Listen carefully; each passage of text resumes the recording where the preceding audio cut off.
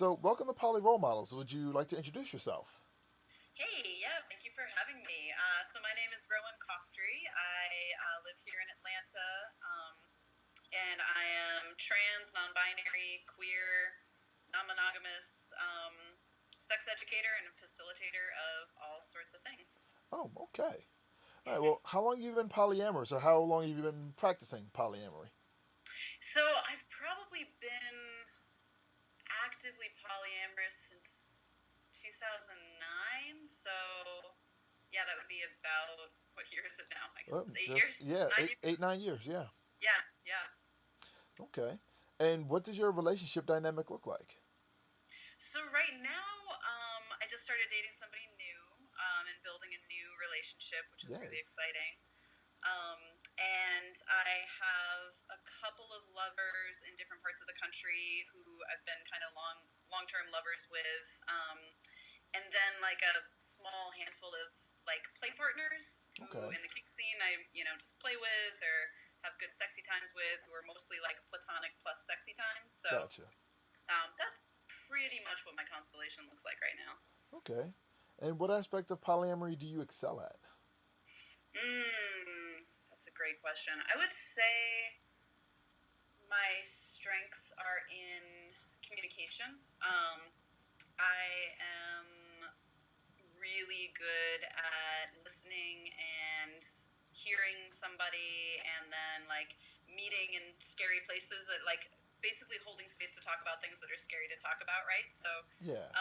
even when I'm scared to talk about things, I for the most part can be good at pushing myself to bring them up and like meet the person wherever they're at and talk about like the scary things like fear and jealousy and insecurity, and really good at empathy too. I think that's a strength when it comes to polyamory. Like, um, in terms of like really recognizing where someone's coming from, and then the challenge for me is also then holding space for myself. Like I can be empathic almost to a fault sometimes, where I'm just putting my own needs on the back burner. I got you. But I'm really good at really just talking about what needs to be talked about and like being in the messy stuff and working through it and figuring through it. Fair enough. Though, what aren't you good at? Well, yeah, part of it, I can almost be empathic to a fault sometimes. It can be hard for me to advocate for my needs sometimes, Yeah. and not just put them on the back burner because it's easier. Um, so yeah, that's a challenge that I'm like stretching into, that I'm working on strengthening. And jealousy is always hard, you Yeah. know. I'm not one of those people who's immune to jealousy. I know they exist. I dated one of them for a while. I'm like, how do you do this? But yeah, jealousy is challenging. The thing I really appreciate about jealousy is that it like forces me to really look at my needs. Like, what are my needs? What's coming up? What needs aren't getting met? And how can I get them met? Whether that's with the other person or Yeah. through myself or through another relationship or friendship. Um, but rather than just kind of, feeling the jealousy and then working on a quick fix, it like makes me actually slow down and be like, okay, where is this coming from, and what do I need, and what do I need to do to take care of myself? Okay. All right. So, like, and how do you address these sort of things, like the over empathy, I guess, and the jealousy? Oh yeah, the over empathy. It's mostly like stretching into this balance of really noticing when I might be putting my needs on the back burner and when I might be just like appeasing or people pleasing, or like, because that doesn't feel good for me, but it's what I'm most used to doing, right? And Yeah. it's not good for anybody, but it's what I'm most used to doing, so it can be almost automatic. So I think the biggest thing is just working on noticing when I'm doing it, and then like really centering and grounding into myself, and then figuring out, okay, what is the actual balance here between, because I don't want to swing to the other end and be like my way or the highway either. I don't want Gotcha. to like forget my empathy. Yeah. I But what's understand. the balance, and where is that balance point? I do a lot of somatic practices that help get me into my body and centering into my body, that have been really useful for um, yeah, figuring out what it is that I actually need and how to go about getting that. Yeah. And in terms of risk aware or safer sex, what do you and your partners do to protect one another? Yeah, so that's again a lot of communication, and basically, um, when I have anybody who I'm fluid bonded with, there's conversations about like when were we last tested, who else are we, sharing fluids with, Of course. so that we can assess, our own risk level and decide what it is that if we want to use barriers or not. And any like casual hookups, any play partners, anybody that's like more on the casual periphery, I guess, of my constellation. With those folks, I usually use barriers. And then if I don't, it's always a conversation with the people that I'm most steady with. It's like a check-in. Yeah. Sometimes check-ins before, sometimes not a check-in before, but like a check-in afterwards before we get sexy with each other again. Each relationship is a little bit different, depending, like each lover that I have, we have kind of a different arrangement around it, but it's always like pre-negotiated, so we can come to it together of what feels good for both of us. But it's a lot of communication. Okay. Awesome. What is the worst mistake you've ever made in your polyamorous history, and how did you rebound from it? Ooh, wow, that is a great question. I don't know what the worst one is, but one of the ones that comes to mind is actually early in my poly journey. I had um, so I was coming in with like most people do, or like a lot of people do, with a lot of brainwashing from monogamy and Yeah. this feeling like, oh my god, they're gonna think I'm cheating on them, like that fear kind of thing. I know it very well. Oh Lord, yeah. And so I think for a while I was approaching polyamory as though I was cheating, with that level of like guilt and fear and like, should I talk about it? Should I not talk about it? And there was one time I think I was going to an event with a lover, and another lover was also there, and I hadn't given them a heads up that I was going to be on a date when I went, Mm-hmm. because I didn't want them to get jealous, and I didn't want them to like feel insecure, and I was basically trying to take care of their feelings and soothe their feelings without them asking me to. And I was doing the opposite of what I should have been doing in polyamory, of like transparency and communication. Yeah. Um, and so then when we were all in the same space, there was this confusion, and the person that didn't know I was going to be on a date got hurt and was like, that would have been so simple to just tell me this. Like, why didn't you? Like, why are you hiding it? Kind of thing. And I was like, I don't mean to be hiding it, but I'm still trying to undo all this brainwashing that I have. Yeah. I Um, get that.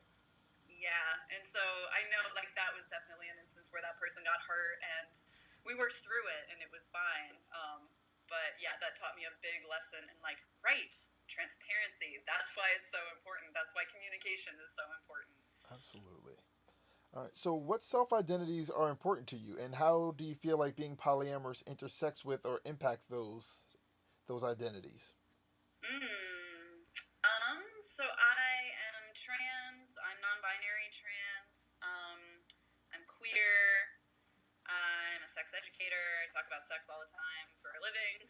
Um, and yeah, I am middle class. I'm white. I'm able-bodied.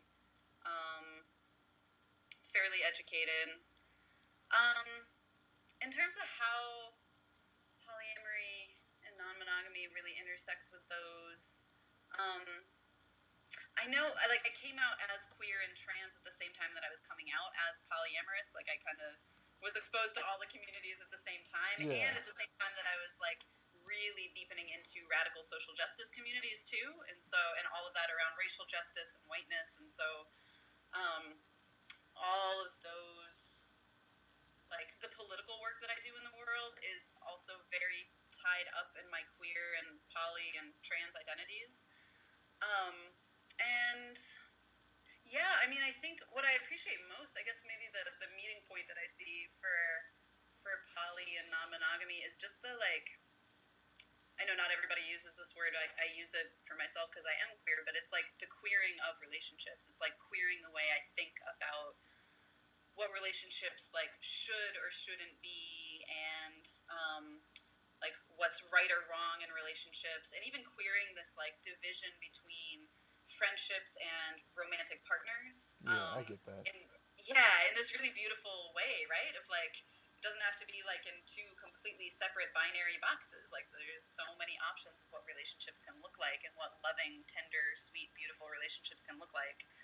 Um, and I think that's a big part of it. And to me, that's also kind of political too. To me, that's like really queering this whole concept of like super hyper individualism that we have in this country, right? And like Yeah, the ways that definitely. that tied into white supremacy, and the ways that that's tied into patriarchy and like marriage in this super traditional way, and the ways that that's tied into like capitalism even, and everyone in their own separate little houses.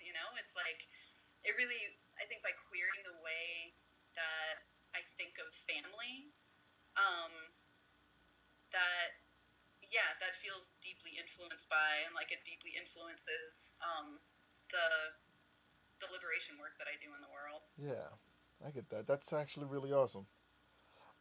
So, do you have any groups, projects, websites, blogs, etc., that you're involved with that you'd like to promote? Yeah. So my own website is roancoughtry.com. That has a lot of the work that I do in terms of like facilitation and sex ed and writing and healing work that I do. Um, and I am working on this awesome project called Sex Down South. Yeah. Um, that is going to be, it's God, I took fourth year. It's our fourth year? Yeah, it's our fourth year this year. We took a sort of a year off last year and had a mini version of it. So it's our third like full weekend of Yeah. conference this year. It's going to be September 6th through 8th here in Atlanta. And it's a sex and sexuality conference that is spearheaded entirely by folks of color and queer folks, which Wow. is kind of rare when you think of like the sex conferences that are out there, and like the sexuality, mainstream sexuality field in general, Hmm. tends to be a lot of white straight people. You're not And wrong. yeah, so I know I'm super biased, but it's one of my favorite conferences to go to also. It's just a really fun, beautiful mix of all sorts of workshops, and then we have a performance night that's a variety show. We have parties for people to connect and, you know, just mingle and connect with each other and learn from each other.